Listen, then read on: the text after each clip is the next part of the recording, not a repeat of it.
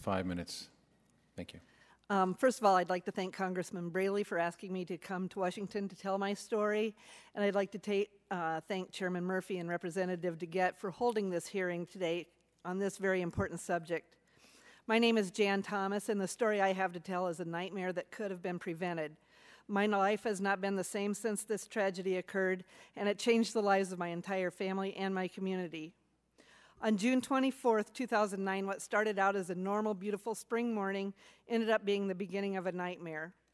Shortly before 8 a.m., a 24-year-old former student, Mark Becker, walked into our high school weight room and in front of 22 young high school students emptied his gun at close range into my husband, Ed. Ed did not survive his injuries, and he died on the way to the hospital. He was only 58 years old, and he had taught and coached for 36 years. In one quick moment, so many lives were impacted forever. Our family lost a son, husband, father, grandfather, and brother, whom we all love very much. The students in the weight room that day, along with our extended community, lost a mentor, friend, teacher, and a coach. They lost their sense of confidence and security, and the horror of that day will be with them forever. Innocent youngsters, including our own young grandsons, suddenly realized that the world has a dark side. They were taught a horrible but truthful lesson that day. Bad things do happen to good people for no explainable reason, even when they think they're safe.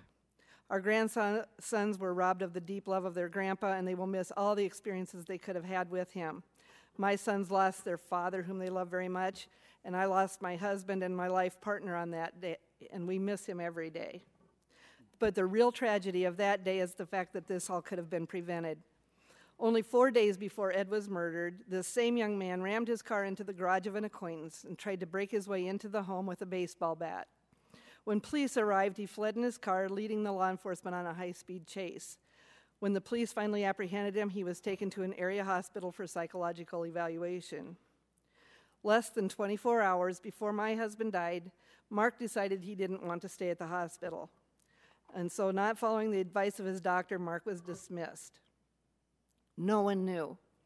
Law enforcement was not notified, even though they had requested that the hospital let them know when he was going to be dismissed. The hospital's justification for not notifying the law enforcement prior to his release was that HIPAA prevented this disclosure. Even his parents did not know until Mark himself called them later that evening. No one knew that Mark had been released, but Mark's privacy had been protected. During the investigation into the murder, it was revealed to us that Mark had feelings of animosity and resentment toward Ed. We didn't know that. If Mark had come to my home that morning and asked where Ed was, I would have innocently sent Ed's killer directly to him and Ed to his grave. And what a horror to think that I may have had to live with that. Once again, Mark's privacy had been protected.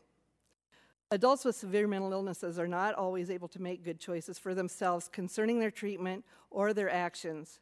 They may need help of a family member or other responsible parties to be sure they receive required treatment. They may need outsiders to keep them and others out of harm's way. But due to HIPAA, even Mark's parents were unable to get requested information or help make decisions for his treatment. So I would ask you, is the privacy of one individual more sacred than a life? Is it more important than the welfare of our general public? Is it more important than allowing our law enforcement to know when a potentially dangerous offender is being released back into the very community that they risk their lives every day to protect? Ed was an inspiration to so many in our community, and most importantly, he was a loving son, father, grandfather, and brother. I urge Congress to update this law so we can prevent further tragedies like this one. Thank you.